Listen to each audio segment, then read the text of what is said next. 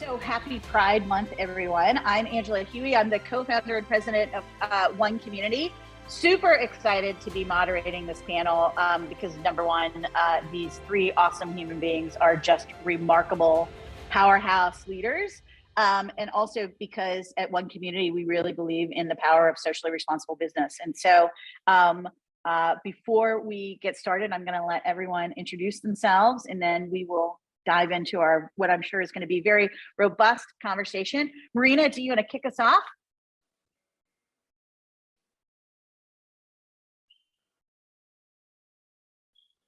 Oh, I think you're on mute. Oh, there we go. Hello, Marina. everyone. I'm Marina Carpenter. I'm the general counsel and I head up public affairs for the Arizona Coyotes hockey club. So glad you're here. Amanda. Yeah, I'm Amanda Ventura Zink, and I'm on the public affairs team at Waymo, which is an autonomous driving technology company. And I'm very happy to say that it was just announced about a week ago that One Community is Waymo's first LGBTQ inclusive partner. So we're super excited to, I think, be traveling around Arizona with our partners at Waymo, really talking about connectivity and inclusivity and autonomous driving. And I'm working on my autonomous driving lingo. So Amanda, let me know if I need to learn more. And then last but never least, we always save this wonderful human being for the final introduction because she is none other than the Katee Van Horn. Hello. It's Katee Van Horn, Chief People Officer for ChargeNet stations. We're electric vehicle charging technology, and we create sites for people to charge their electric vehicles. Very happy to be here as per usual and excited about this conversation because I think it's just so critical to moving the needle on the conversation. So thanks for having me, Angela. I'm with you, Katee. So let's kind of set this up, right? So increasingly businesses talk about the importance of practicing socially responsible behavior, right? But our question really is, what does that mean? And for the purposes of this panel, I really want to talk about what these actions mean that benefit society, right? Socially responsible companies literally adopt policies that promote the well-being of society while working to lessen the negative impacts of, on society. And for us, with our One Community, member-based bipartisan coalition of businesses, this really ebbs into advocacy as well. But today we're going to talk with all of you about how your organizations approach social responsibility in the intersection of good business and social change, right? Because it is very clear that socially responsible businesses have a voice when it comes to social change. So here's question number one. And just take whoever wants to catch it, just grab it, right? What does your business do internally to promote a socially responsible culture? I mean, I feel like Waymo has a really long answer to this, so maybe I go first so that I don't get played off. But I think like a lot of companies of our size, we have 7 employee resource groups that Waymonauts, which is what we call ourselves, so I'll get that out of the way, that Waymonauts can join, including the Rainbow Knots. And then we also do a lot of internal education work. So days of action, lunch and learns. We have a quarterly program called Waymo Serve, where employees are encouraged in all of the markets that we're in to go out into the community with, and help an organization that aligns with our values and theirs. And then we lift that up internally to celebrate, that they're giving back. And we also use it as a platform where they can, learn about maybe issues that they didn't know about before. Additionally, we have a really incredible matching program. So encouraging employees to volunteer their time. Waymo donates $10 per hour that's volunteered. And then we also do matching up to $10,000 a year. So, we're trying to put our money where our mouth is, I think, on that front, and show our employees like it's important that, you're an active part of the communities where we're operating. And then, of course, the one thing that I don't want to leave out is that we have a dedicated EID lead that we just hired. And then we have an entire internal team, too, that's focused on, providing resources for employees who have concerns on that front. And so, and then one thing that I'm really proud of is our inclusive healthcare. And so we actually offer benefits that include transgender healthcare program to support Waymonauts and their dependents who are transitioning, as well as healthcare and other benefits for same-sex domestic partners, fertility assistance, surrogacy assistance, gender neutral bathrooms in our office spaces, as well as a lot of options to display your pronouns on company directory, email, video calls, et cetera. So I'm really proud of what Waymo's done to make the just inside of Waymo feel really inclusive. That's amazing, Amanda. I'm not sure anybody wants to follow that up, but I will say that Waymo is, I think you're the equality sponsor of the One Community Block Party. So I feel like a number of Waymonauts are going to be volunteering at the Block Party for Equality because we're going to lift up really this relationship with Waymo and inclusivity. And I want to be a Waymonaut when I grow up. That's like what such great terminology. Marina or Katee?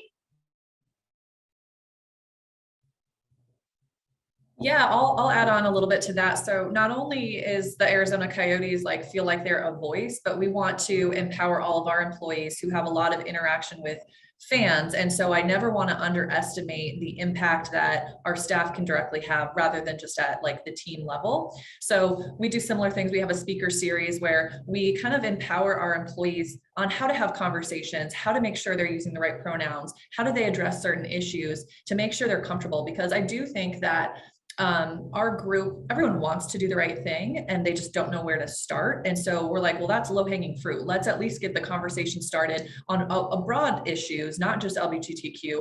And that's really been helpful, and people feel empowered and then more likely to act. And so that's what we're trying to inspire everyone to individually act and make a difference.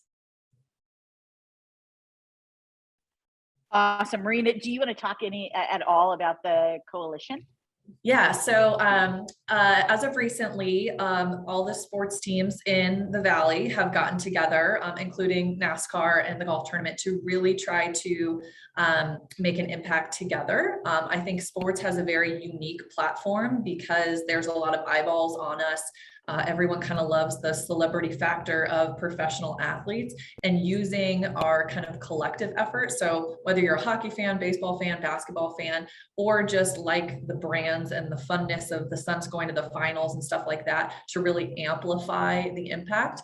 So it's been really well received. I know other markets are going to start to implement their own. So I feel very grateful to live here in the Valley where we have all these amazing sports teams, that their one job really is to try to build community and collaboration and really go out and include people rather than just saying, hey, our doors are open.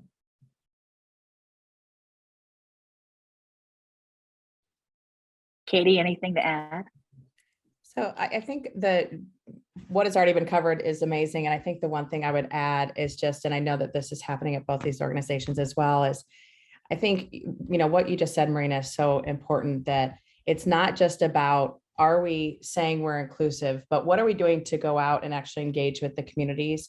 So that's one thing that's really important for us, when we're doing our hiring, when we're looking at anything really in any way engaging with the community. It's also making sure that we have those small things in place of how do you communicate? How do you think about things like pronouns? How do you think about just how you're really embracing the communities that we're in and making sure that we're creating an environment where people can be heard, listened to, believed, all of those things. And that's, I think, a critical piece to this as well. It seems small, but it goes such a long way to this conversation. And Katee, I think you bring up the difference between listening and hearing, right? And creating an environment where people can be heard. So really, really good advice from all three of you. And again, one of the reasons I'm so excited about this panel is because each of you in the organizations you represent are so socially responsible and really, really dedicated in your actions and consistent in your actions. So we're grateful because you make our state better. And you make one community better.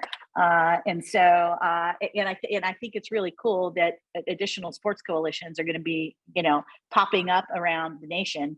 And I believe that this is only the second professional sports coalition in North America, right? And so I think sometimes it surprises people to hear that Arizona leads. I mean, our broad-based business coalition. 3,500 businesses with a footprint in Arizona have now taken the Unity Pledge.